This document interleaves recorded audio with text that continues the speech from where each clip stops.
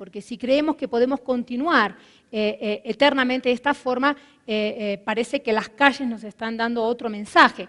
Hay procesos interesantes, por ejemplo, en Costa Rica, 2 semanas atrás asumió un nuevo presidente que era el quinto en los candidatos, ni siquiera era invitado a los debates, era un outsider real, era el quinto candidato.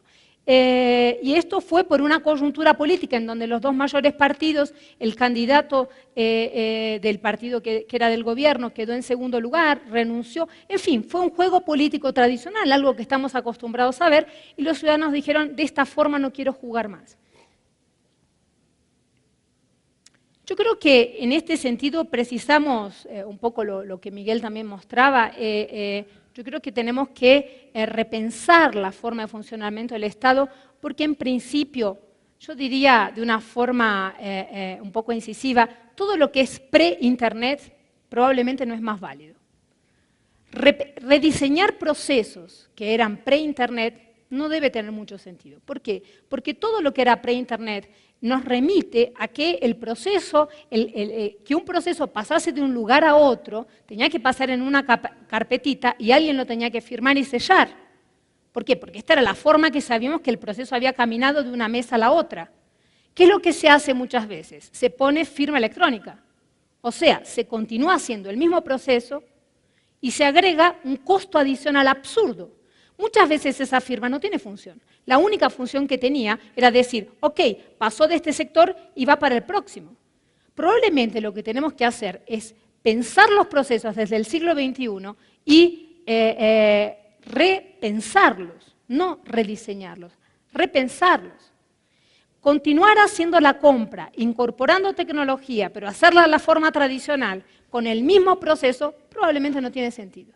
Cuando nosotros vemos grandes grupos económicos como Ambev, que hoy es una de las mayores cervecerías del mundo, tiene su área de compras, ha comprado Budweiser, etc., tiene no más que 500 personas en su área de compras, porque utiliza macizamente tecnología e información y porque tiene un proceso de inteligencia centralizado que permite tomar decisiones y tener una visualización total del proceso y descentralizar lo que le interesa y cómo le interesa.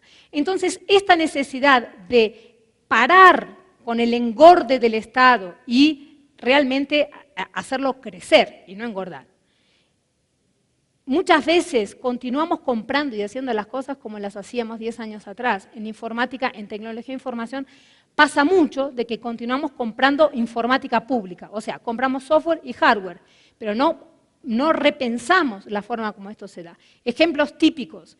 Muchas veces se sigue comprando impresoras mirándola como si fuera un patrimonio. Entonces, ¿qué es lo que hago con esto? Compro la impresora más barata. Solo que el modelo de negocios cambió hace muchos años. En primer lugar, pudo contratar impresión por servicio. En segundo lugar, el cartucho es más caro que la impresora. Entonces, no mirar a cómo el mercado vende hoy me hace gastar muy mal los recursos. Entonces, esta necesidad de pensar, colocar al ciudadano en el centro y decir a dónde quiero llegar, cuál es la política que tengo que tener y a partir de eso ver lo que el mercado está ofreciendo hoy para tomar las mejores decisiones.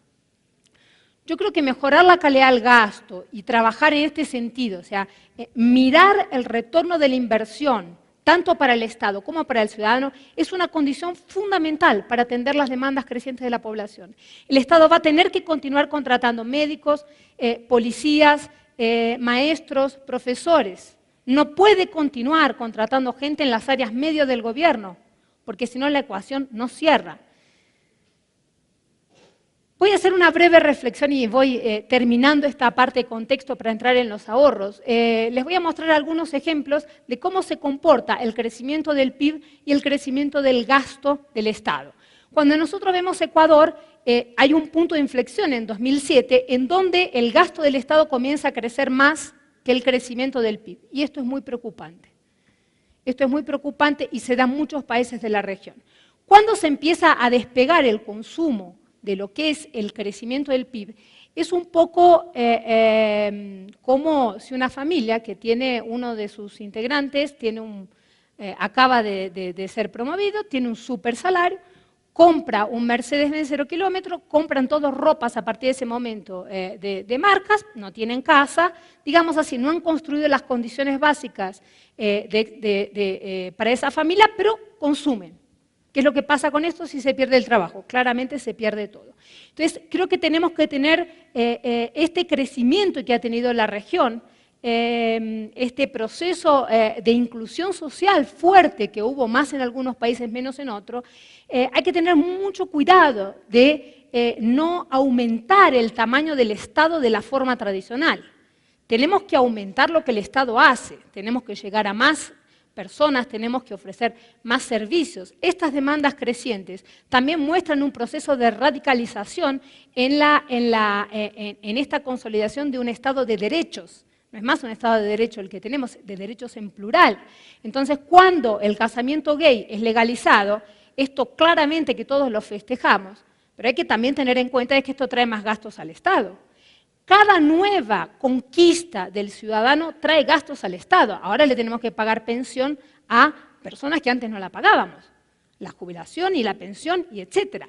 Entonces, como este proceso no parece que va a parar, nosotros tenemos que tener esta visión. Para atender demandas crecientes, tenemos que repensar cómo hacemos la estructura de las áreas medio. Hacer compras públicas no es un fin del Estado, es un medio para realizar políticas públicas.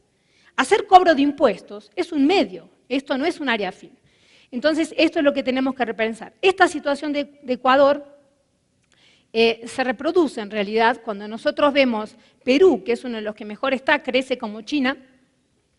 Perú también, en el 2009, con la crisis, se despega el gasto público de lo que es el crecimiento del PIB, y bueno, pero es uno de los mejores de los casos. Cuando vemos Brasil, es serio, tenemos 40% de aumento de los gastos no financieros del Estado sobre el crecimiento del PIB, y cuando vemos Argentina, bueno, esto es una fiesta en todos sentidos, despegó completamente, es muy difícil imaginar cómo alguien puede crear una situación sostenible de un país con este despegue del Producto Bruto, con el gasto-consumo final del gobierno. Cuando vemos esto, ¿qué es lo grave? Que cuando vemos este gasto no se está dando en infraestructura. Es gasto corriente, se va, cada mes se va. Cuando decimos una nueva contratación del Estado, estamos contratando por 100 años, porque le vamos a pagar la jubilación y la pensión a la viuda, al viudo, etcétera, etcétera. Entonces, cuando nosotros vemos el stock de infraestructura en América Latina, somos los que peor estamos en el mundo. Y esto es muy grave, porque la inversión en infraestructura no tiene el proceso que viene teniendo el aumento de los gastos no financieros del Estado. Solo con esto termino para mostrar un tema grave, o sea, el crecimiento económico de los últimos años